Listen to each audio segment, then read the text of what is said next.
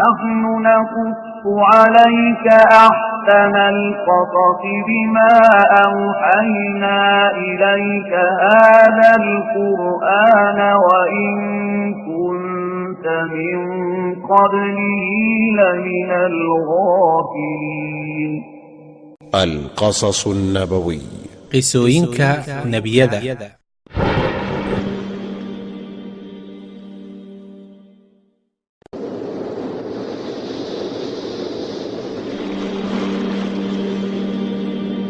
qisada aan maanta idiin soo gudbinayo waa qiso cajiib ah oo laga yaabay inaad horay u maqashay ama aadan maqal.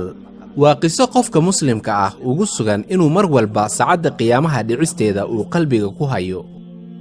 rasuulka alleh sala allahu calayhi wasallam wuxuu yidhi, maalin maalmaha ka mid ahayd aniga oo la fadhiya jibriil calayhi salaam, waxaa hal mar kala dhambalmay ama kala dilaacday samada sare.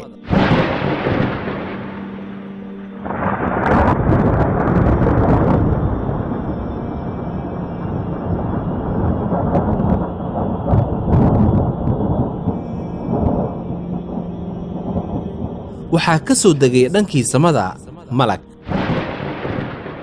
markaasuu malaggii inoo yimid aniga iyo jibriil oo wada fadhiya, isaga oo aad inoogu soo dhowaaday. saa jibriil calayhi salaam markii uu arkay malaggii wuxuu u muuqday mid la yaabay malaggii imaashiyihiisa, yacnii wuu isku yaryaraaday oo wuxuu u muuqday qof cabsaday. markii uu malaggii u yimid nebiga sala allahu calayhi wasallam wuxuu ku yidhi, rasuulkii allow, waxaan ahay fariinside kaaga yimid xagga alle. rabbigaaga wuxuu ku siinayaa 2 doorasho ama 2 ikhtiyaar: inaad noqoto nebi u nool sida boqorrada oo kale, ama inaad noqoto nebi u nool sida addoommada oo kale, yacnii aan isla weynayn. nebiyada sida boqorrada camal u noolaa waxaan tusaale u soo qaadan karnaa sulaymaan iyo daa'uud calayhi salaam, oo ku noolaa nolol weyn, dunida siday doonaan u maamuli jiray, heer uu alle u saqiray in dabaysha ay la shaqayso. haddaba muxamedow sala allahu calayhi wasallam waxaad doorataa inaad noqoto nebi boqor ah ama inaad noqoto nebi addoon ah oo aanan wax kibir ah ka muuqan. saa wuxuu yidhi rasuulkii alleh sala allahu calayhi wasallam, markii 2dii doorasho la ii soo bandhigay, waxaan eegay dhankii jibriil calayhi salaamna wuxuu ii tilmaamay inaan doorto tawaaduca. markaasuu rasuulkii alleh malaggii ku yidhi, waxaan dooran inaan noqdo nebi sida addoommada camal u nool. saa markii uu malaggii ka tegey rasuulkii alle iyo jibriilba, wuxuu rasuulkii alle eegay dhankii jibriil, isaga oo ku yidhi, maxaa ku helay jibriilow, waa adiga isbeddelay markaad aragtay malaggan? jibriilna wuxuu rasuulkii alle ku yidhi, muxamedow sala allahu calayhi wasallam, malaggan aad aragtay maanta, weligii maanta ka hor dhulka ma uusan u soo degin, yacnii keligii ma soo degin.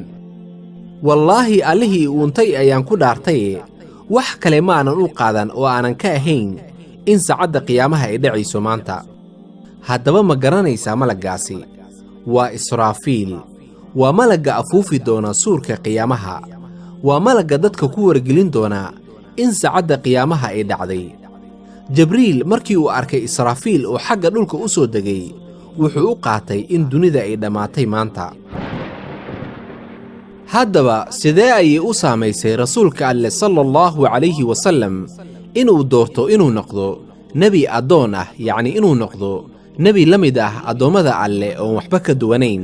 tusaale, rasuulka alleh sala allahu calayhi wasallam mararka qaar markii wax cuni jiray, wuxuu wax u cuni jiray isaga oo dangiga, yacnii isaga oo dhabarka meel ku tiirsaday.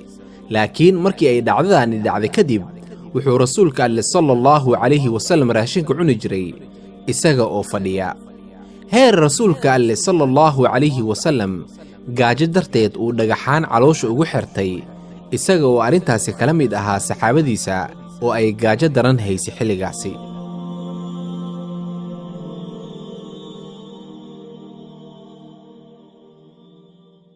نحن نقص عليك أحسن أحسن القصص بما أوحينا إليك هذا القرآن وإن كنت من قبله لمن الغافلين. القصص النبوي قصوينك نبيذا